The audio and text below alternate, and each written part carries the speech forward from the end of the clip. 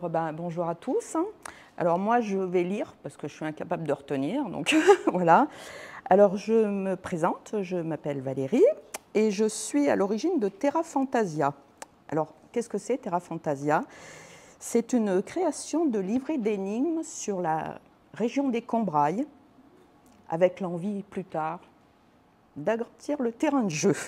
Mais ça c'est pour plus tard. Donc dans ce concept de livret, le jeu, c'est d'abord, il faut trouver un lieu, enfin, il faut découvrir un lieu grâce à des... Vous verrez plus tard.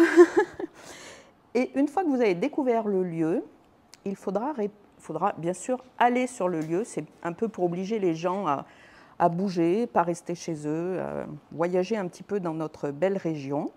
Donc une fois que vous serez sur place, il faudra répondre à des énigmes. Voilà. Le livret, il y a 12 énigmes, parce que je trouve que c'était bien, c'était suffisant. Voilà. Il y en a des très faciles, des moyennes et des beaucoup plus compliquées. Ensuite, j'ai fait une petite maquette. Alors, je vous la laisserai pour que vous puissiez voir. Alors, soyez indulgents, hein, c'est moi qui l'ai fait avec mes petites mimines, avec ma petite imprimante. Et ça ne sort pas de l'imprimeur, celui-là.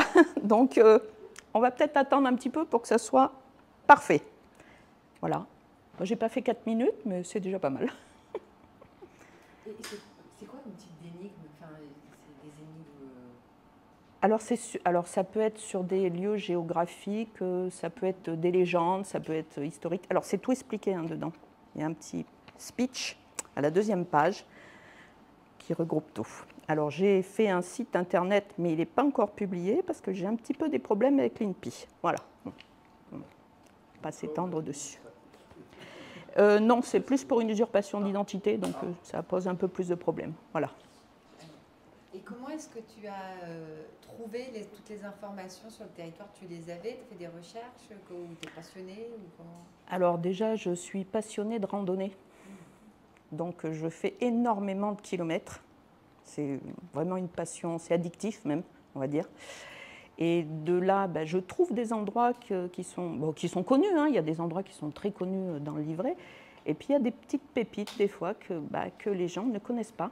Même des gens des Combrailles, parce que je suis des Combrailles. Et il y a des endroits que je ne connaissais pas, que j'ai découvert par hasard, en promenant.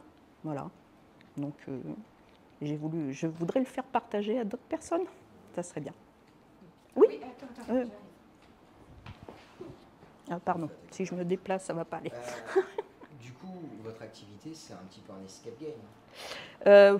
Oui, c'est un peu ça, sauf qu'on n'est pas fermé dans une pièce. Oui, non, mais bien sûr, mais c'est un escape game, ça peut être aussi bien en extérieur. Est-ce que vous le proposez justement des écoles? Non. Pour la découverte des lieux? Non. Alors, je ne le propose pas parce que les énigmes sont... Il y a quand même certaines énigmes qui sont un peu compliquées. Alors, j'ai travaillé avec des enfants et non. C'est clair, comme ça.